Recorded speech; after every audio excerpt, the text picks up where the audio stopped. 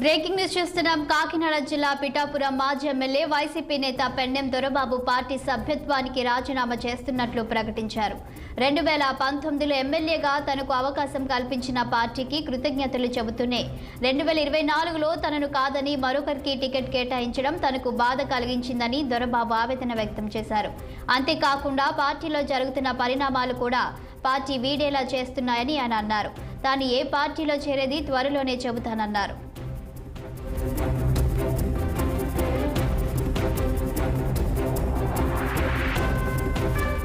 కాకినాడ జిల్లా పిఠాపురం మాజీ MLA YCP నేత పెన్నెం దొరబాబు పార్టీ సభ్యత్వానికి రాజీనామా చేస్తున్నట్లు తెలుస్తుంది. ఇక దీనిపై మరింత సమాచారం మా ప్రతినిధి ధురాని అందిస్తారు. ధురాని చెప్పండి, వైసీపీ నేత పెన్నెం దొరబాబు పార్టీ సభ్యత్వానికి రాజీనామా చేస్తున్నట్లు తెలుస్తుంది. దీనికి సంబంధించి మీ వద్ద ఉన్న సమాచారం ఏంటి? Good morning Shalini. YCP Pithapuram నియోజకవర్గ నాయకులు మాజీ ఎమ్మెల్యే పెన్నెం దొరబాబు రాజీనామా చేస్తున్నట్టు ఇప్పుడే ప్రకటించారు. అయితే తాను 20 సంవత్సరాలుగా రాజకీయాల్లో ఉన్న ఏనాడు పదవులకు అవసరం లేదని, పార్టీ కోసం ప్రజల కోసమే పనిచేశారంటూ 3 నెలలుగా తనకు జరుగుతున్న పరిణామాలు కానీ అవమానాలు కానీ భరించలేక తాను పార్టీ వీడుతున్నానంటూ ఏ పార్టీలో చేరేది త్వరలో తెలియజేస్తానంటూ మాత్రం ప్రకటించారు.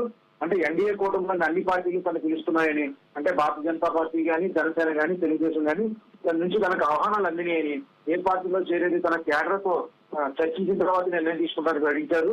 ఒకసారి పెన్నెం దొరబాబు అలక ఈ party YSR Congress party video పరిణామాల గురించి 3 నెలల ముందు నుంచే చోటు చేసుకున్నట్టుగానే చెప్పాలి.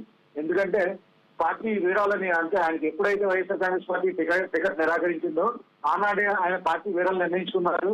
అయితే జగన్ స్వయంగా ఆయన బుజ్జగించడంతో కెమ్మనుకున్నా ఉండలేకపోయారు. అయితే వంగాగీత పార్టీ అభ్యర్థిగా రావడంతోనే కాస్తంత తీవ్ర ఆగ్రహం కూడా పెన్నెం దొరబాబులా కలిగింది.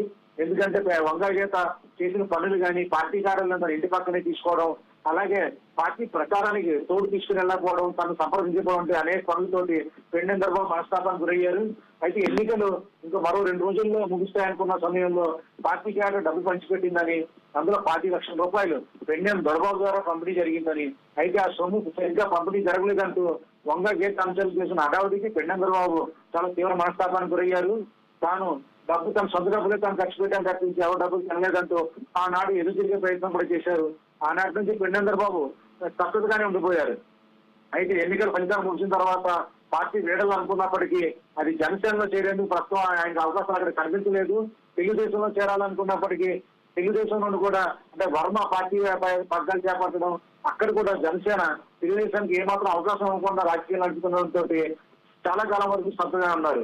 అయితే పెన్నెం దొరబాబు అల్లుడు బెంగళూరులో ప్రముఖ డాక్టర్, అలాగే జనసేనకు బాగా దగ్గర చిరంజీవి గారి, పవన్ కళ్యాణ్ గారి అత్యంత సన్నిహితులుగా పేరుగడించారు. ఈ పరిణామాల నేపథ్యంలో పెన్నెం దొరబాబు ఇటువైపు వెళ్లాలని చాలా కాలం ఇచ్చారు. బహుశా గతంలో ఆయన బీజేపీలో పనిచేశారు కాబట్టి బీజేపీ తరఫున ఎమ్మెల్యేగా కూడా ఆయన పనిచేశారు పిఠాపురంలో. ప్రస్తుతం భువనేశ్వరి పురంధేశ్వరి విశాఖపట్నం ఎమ్మెల్యేగా ఎంపీగా ఉన్నప్పటికీ, రాజమండ్రి ఎంపీగా ఉన్నప్పటికీ ఆమె సన్నిహితంగా ఈయన నడవడంతో బీజేపీలకు మరోసారి అడ్డుపెట్టే అవకాశాలు మాత్రం పుష్కలంగా కనిపిస్తున్నాయి. అయితే పిఠాపురంలో బీజేపీ తరఫున ప్రస్తుతం సరైన నాయకులు లేరని, పెన్నెం దొరబాబుని తమ పార్టీలోకి రావాలని గట్టిగా బీజేపీ పట్టుబట్టడం, అందుకు ఈయన అంగీకారం కూడా తెలిపని తెలుస్తుంది. అయితే 2 రోజుల్లో, మరికొద్ది రోజుల్లో కానీ 2 రోజుల్లో కానీ తన ప్రకటన ఉంటుందంటూ పెన్నెం దొరబాబు తెలియజేశారు. ప్రస్తుతానికి ఆయన వైఎస్ఆర్ కాంగ్రెస్ పార్టీకి రాజీనామా చేశారు.